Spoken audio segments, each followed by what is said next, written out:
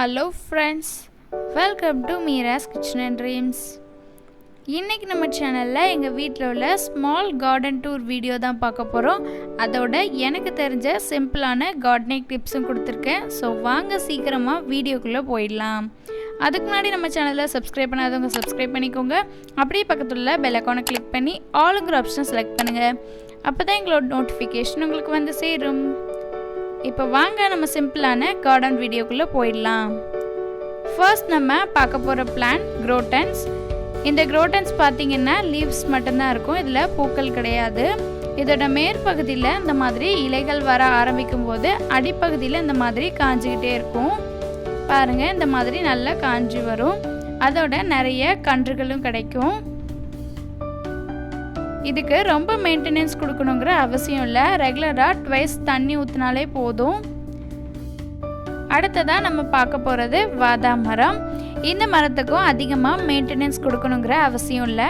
அதோட ட்வைஸ் ரெகுலராக தண்ணீர் ஊற்றினாலே போதும். அது மட்டும் இல்லாமல் இது வெயில் உள்ள பகுதிகளிலும் நல்லா வளரக்கூடிய ஒரு மரம். அடுத்ததாக நம்ம ஃபர்ஸ்ட் ஒரு குரோட்டன்ஸ் பார்த்தோம் இல்லைங்களா, அந்த குரோட்டன்ஸ் தான் வச்சுருக்கோம்.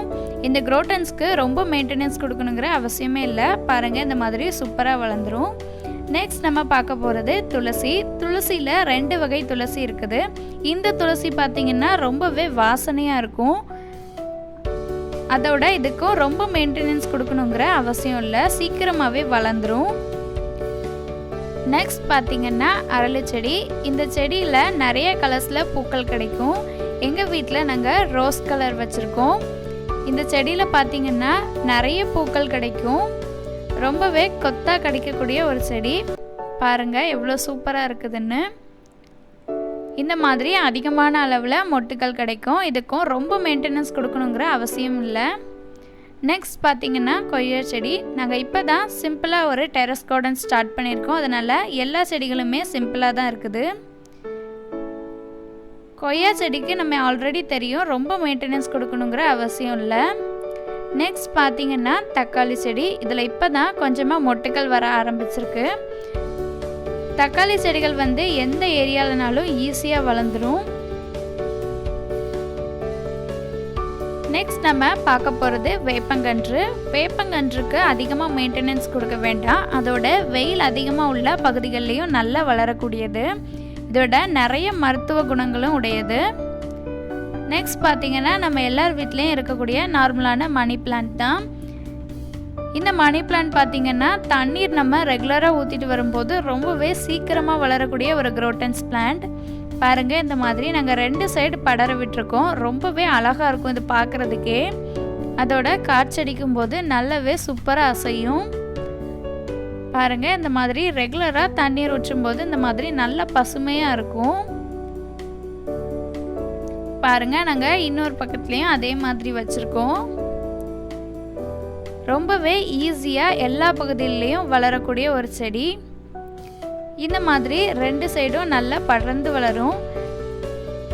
இந்த செடிக்கு பார்த்திங்கன்னா படர்றதுக்கு ஒரு இடம் ஒதுக்கிட்டோன்னா ரொம்பவே சூப்பராக வளரும். பாருங்கள், காற்றடிக்கும் போது எவ்வளோ சூப்பராக அசையுதுன்னு. நாங்கள் இந்த மாதிரி 2 சைடும் படர விட்டுருக்கோம்.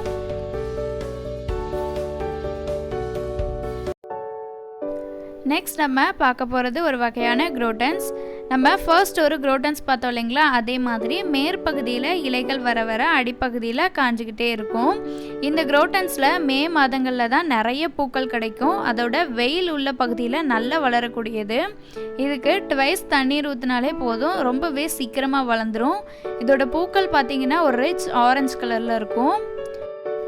நெக்ஸ்ட் நம்ம பார்க்க போகிறது ரோஸ் பிளான்ட்.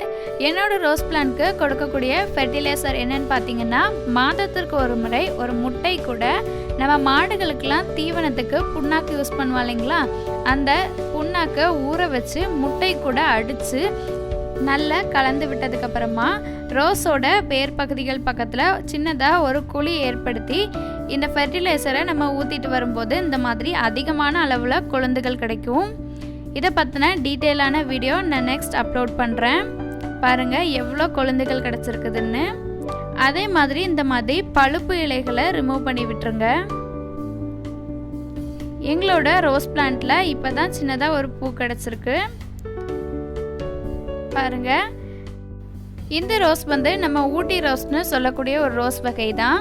எப்பவுமே நம்ம செடிகளில் பூக்கள் பறிக்கும்போது இந்த அளவுக்கு நல்லா நீளமாக கட் பண்ணி விடுங்க. அப்போ தான் அதிலிருந்து புதிய கொழுந்துகள் வரும்.